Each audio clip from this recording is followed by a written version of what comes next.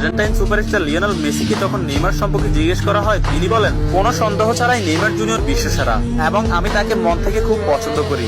এবং Argentine midfielder Rodrigo D পল বলেছেন, যারা নেইমার জুনিয়রকে ভালোবাসে না তারা ফুটবলই বোঝে না। ফ্রান্সের বিশ্বকাপ জয়ী কিলিয়ান এমবাপ্পে বলেছেন, নেইমার শুধু ফুটবলের রাজা নয়, মহারাজাও বটে।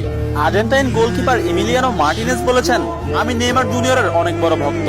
আর্জেন্টাইন বিশ্বকাপ জয়ী তারকা ডিয়েগো ম্যারাডোনা বলেছেন, আগামী 10 বছরে 10 জন মেসি আসবে, কিন্তু আগামী 10,000 বছরেও একজন নেইমার আসবে না। পোল্যান্ড ও বার্সেলোনা স্ট্রাইকার রবার্ট লেভানডস্কি বলেছেন, নেইমারের মতো ফুটবলার জন্ম নিতে হলে আপনাকে 100 বছর অপেক্ষা করতে হবে। তাছাড়া ইংল্যান্ডের প্রিন্স ডেভিড বেকহাম বলেছেন, আজ পর্যন্ত এমন কোন ফুটবলার আমি দেখিনি যার ভেতর নেইমারের মতো ফুটবল আইকিউ আছে, এবং ফুটবলের ক্ষেত্রে কেউই নেইমারের লেভেলের নয়, সে দুর্দান্ত। এবং আর্জেন্টাইন বিশ্বকাপ জয়ী তারকা অ্যানহেল ডি মারিয়া বলেছেন, নেইমারের সাথে যে কোনো প্লেয়ারের তুলনা করা অপরাধ। ফ্রান্সের বিশ্বকাপ জয়ী তারকা কারিম বেনজেমা বলেছেন, যারা নেইমারকে নিয়ে সমালোচনা করেন তারা ফুটবল বোঝেন না।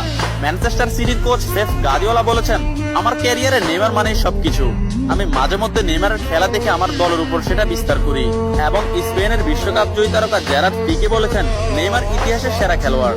অন্যদিকে লা লিগা সভাপতি তাবাস বলেছেন, নেইমার লা লিগার সম্পদ। এক সাংবাদিক ব্রাজিলের